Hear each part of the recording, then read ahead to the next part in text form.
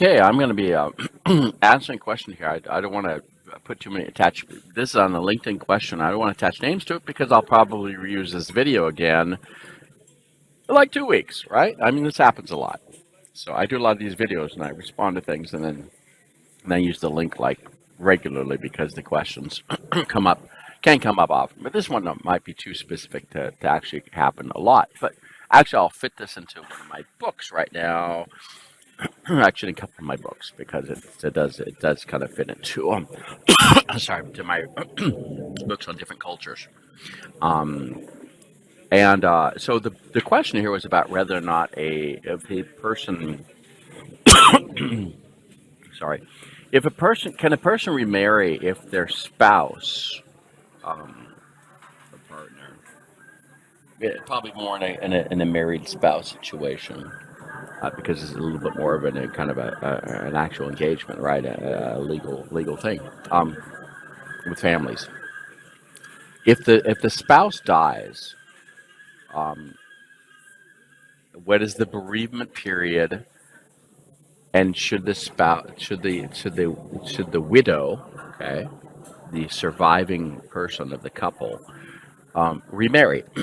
And what is kind of the period of time in which what's the period of time, elapsed time that that can pass in order for that person to remarry?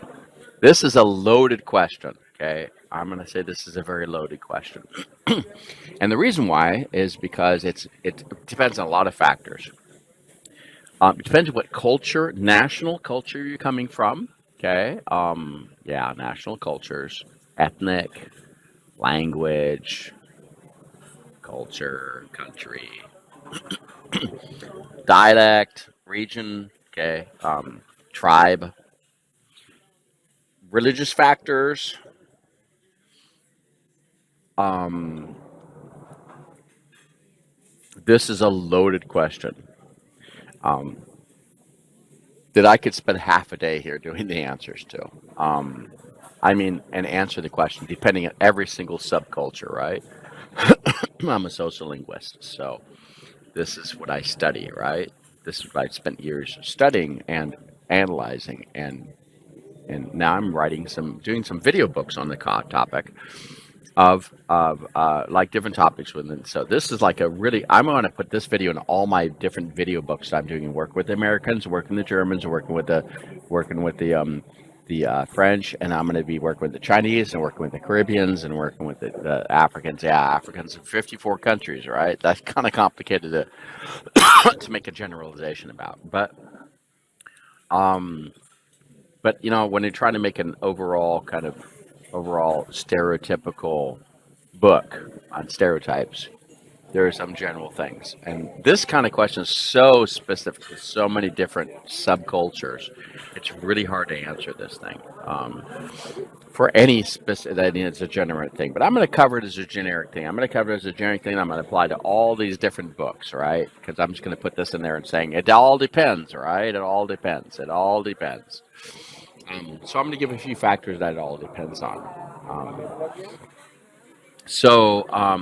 What I'll say is, um, even from Africa, it depends on which tribe you're from and which version of the tribe you're from. If you say from the Bantu languages, well, which one? And what extent? From the east, the west, where, and what country? And where along the spectrum of that, right? Um,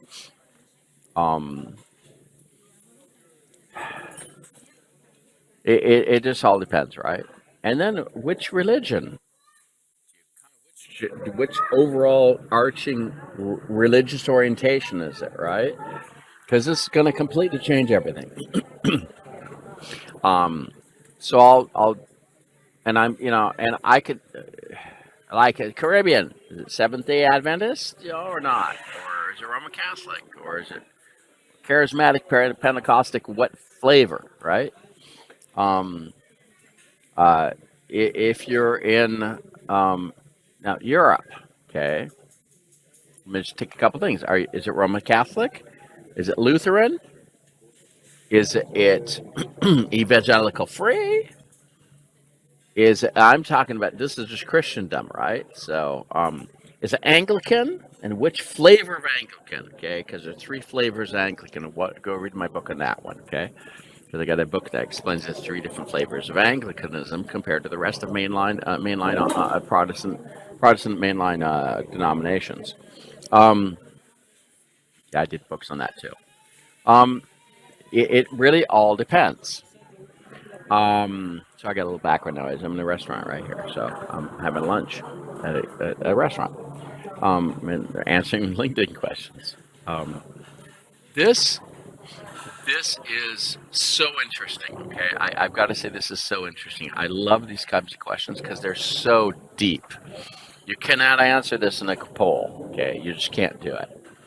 And anybody who tries to answer the poll, they're lying, right? Because there's just you can't do it because it so depends on so many factors. So let's take a few examples, okay? And I'm taking a few examples I'm familiar with, but I'm willing to, I'm willing to investigate and talk about all kinds of factors, right? What if you come from Islam? And which country for Islam, if you're Muslim, okay? Which one? And how practicing are you, okay? Um, this is, and are you from are you from different religious backgrounds? Okay, this happens sometimes, right? I've heard of, a Jew marrying with a Protestant, right? That's multiple religious cultures, and that gets kind of it gets kind of interesting. I'm sorry, I don't like the word interesting is challenging, right? When a death occurs and how you can handle that. Because views on death are different, right? Can be different. Many views on life can be different, and many views on death can be different, and marriage can be different, and all kinds of things, right? Um, and even within the same orientation, the views can be different, right? The overall orientation, depending on the sub orientation of sub denominations, or what do you want to call these things? Okay, I'm just trying to use some words that are kind of used them generically to kind of explain it because it's kind of it's hard to deal with. Um, uh, you know how do you know how do people see death? So um, and how do they see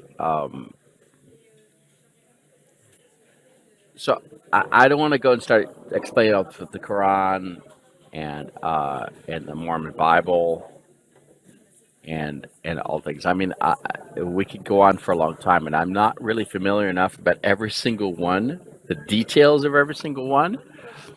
Um, even um, there are just so many flavors, right? So, and I want to respect all these flavors, but I'm just trying to give you some examples here. So, what if I just take and what about atheists that are kind of married to non-religious folks that are married to religious folks? My parents are an example of that, so I've been through that too. Um, so I understand kind of the struggle of this. Okay, um, it's and I'm part of a multicultural couple. I mean, so I've been through this too. So it's just different denomination stuff and different ethnic cultures. So these get into kind of kind of gets kind of gets kind of gets hairy, right? Um, that's all I'll call it. It's hairy. Um, and how you feel that. And what if you got it? And it was brought up. What if you got kids, right? Well, it's not just if you got kids. What if you got biological kids, and when you get adopted kids? I got an adopted child too. So I mean, this adds to the criteria, right, of what to do. Um, and it all comes down to individual choice, right? Um, my mom died. Uh, my mom died. Um, Probably I think it's about 30ish years ago. My dad remarried a couple years later, and he was happy. Yeah, he was. I know he was getting to be retirement age. Wasn't far from retirement. Um, and he was happy, and I was glad for him. And he had a kind of a happy end of his career. He had a happier end of his career than he had with my mom. Um, so no problem getting me remarried. Now he did it fast, um, and it kind of shocked all his kids, just because we weren't sure if he had checked her out, right? Or she had checked him out, because both goes both directions. I'd say, did she check out my dad fast enough? That's what I'd say. Go. Or did he check her out? But I was more worried about the opposite direction, because I love my dad, but my dad's what it is. So, um, and and I and we considered this when one of my dad got said he was going to get remarried. All those kids are like freaking out. We were talking with our we were talking with our pastor. We all knew, right? Everybody that knew, the guy that we all kind of grew up. We were talking to him, and we talked to him quickly and said, "Hey, we got to do a powwow here, because you got to talk to him. We got to talk to him, but he won't listen to us kids. Maybe he will, but maybe he won't." And That all worked out. He got married and went on, and he lived another 10 or 15 years. I can remember, and he was happy. They were bickering all the time, but he was happy. He was just thrilled. And us, we were thrilled that he was thrilled. It led to other things too, but he was happier than he had ever been in his entire life. Okay, so so sometimes it's a good thing to not just get married quickly, right? It can happen. Get remarried quickly, right? Um, it all depends on your religious orientation, how you see certain types of I'll say religious mandates and rules. What do you want to call these things? Um, I can probably speak from one orientation, right? Well, one orientation has a lot of underlying flavors to that orientation, right? But it all depends. So I'll talk about from that point of view, but I'm not saying it's the point of view. I'm just saying it's a point of view, right? I'm willing to accept that. Um, and have that there other people have different points of view. I'm fully okay with it. So, but I just kind of want to give an example of how this gets kind of more complex than just saying, "Hey, can you get remarried or not? How long do you wait?" It just all depends. Because it all depends on how your family views this and their I guess their religious orientation and orientations, right? And all these other factors I just mentioned. So let's just say that you know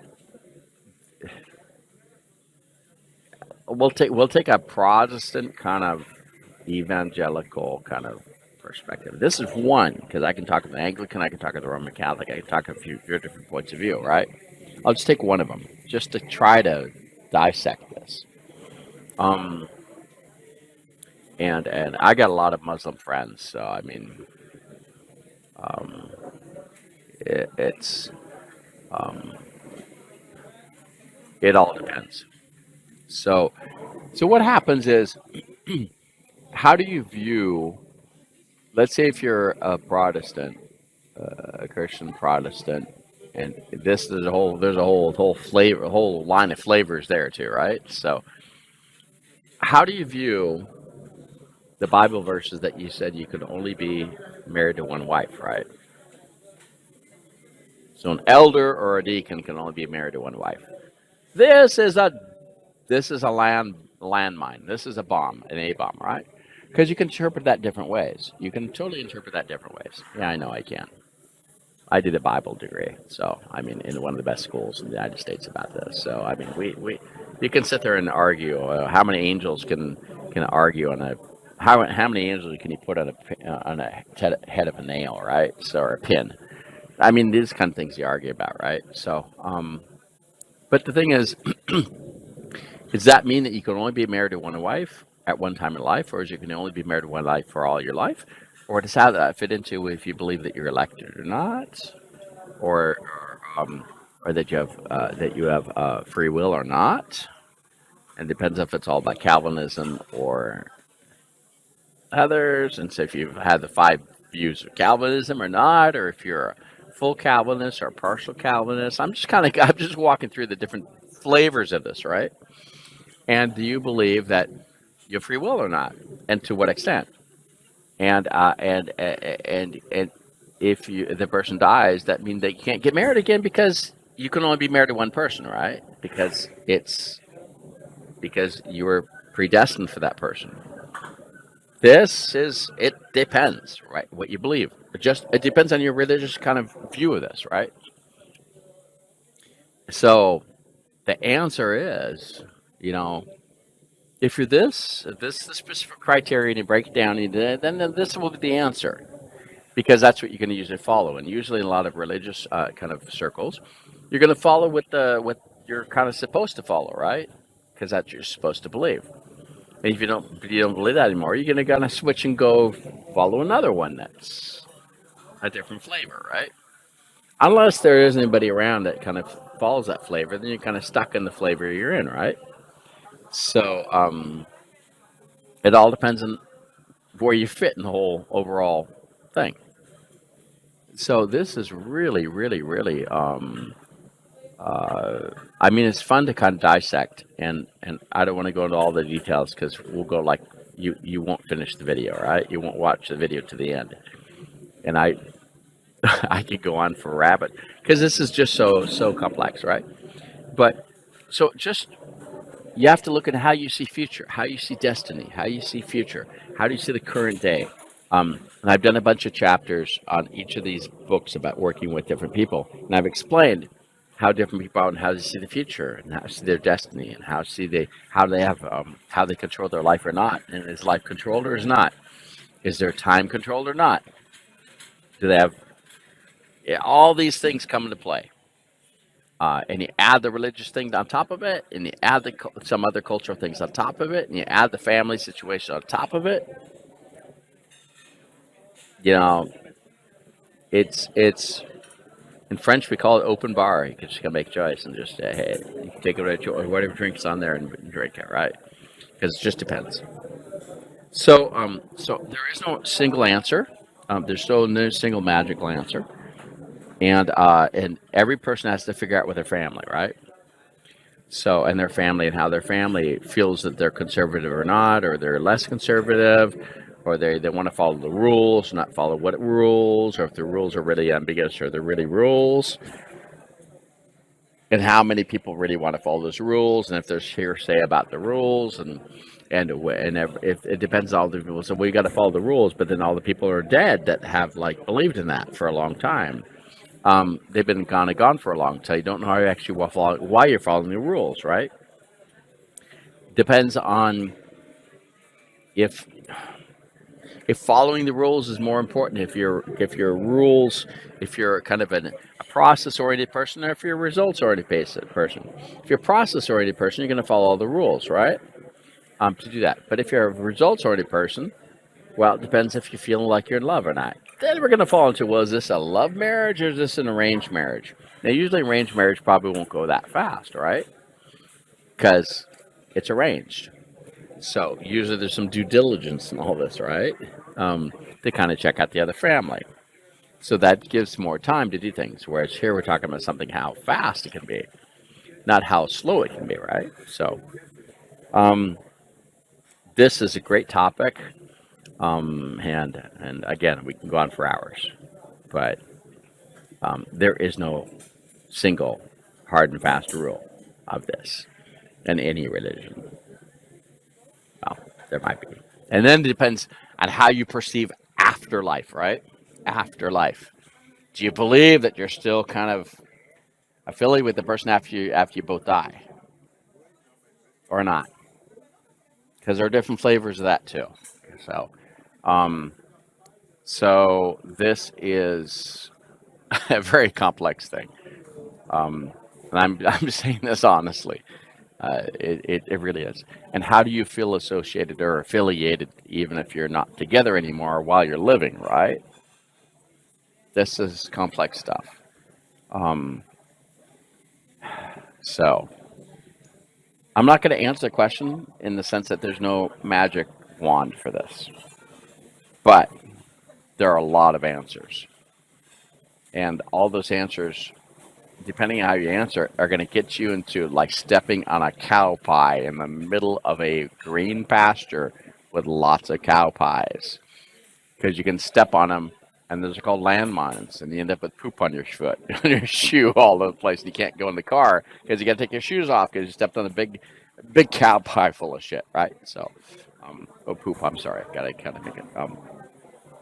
Um, these are things you just don't want to, we don't want to. We want to avoid, right? We all want to avoid these things, and these are the kind of topic you want to avoid. And this is why it's a great poll, because it's going to get all kinds of questions or answers with all kinds of opinions. And here I don't have a single opinion. Some people are going to want to pinpoint me. So, what's your specific opinion? I don't have a specific opinion on this because I'm not sure where I stand on it. Right? I've had positions in the past, and I'm not sure where I stand on the whole thing overall. Right? Because I don't know. And that's okay. That's just okay. I'm willing to accept that I don't know. Um, Maybe when I was younger, when I was 30 years ago, I probably would not have accepted. I didn't have a point of view on this. But my POV, point of view, has kind of evolved over the years. And so I'm not really sure. Um, I'd say maybe if death happened, I'd say it's different if you get divorced and then you just don't both agree on the divorce thing. That's one problem, right? But if one person dies, that's a whole different situation. So that kind of frees you from the relationship of the ambiguity of being a relationship or not. So that kind of changes things. So I think death can actually um, be a different situation than if you're both living and divorced. Whereas someone didn't want to be divorced, right? So that can change things, right? So and then if you got, I mean, like I said, if you got biological children, if you got adopted children, this changes everything. So you just um, you can't, you can't, you can't say that there's a one single, because it just depends if you got if you got multiple adopted children, that changes it, right?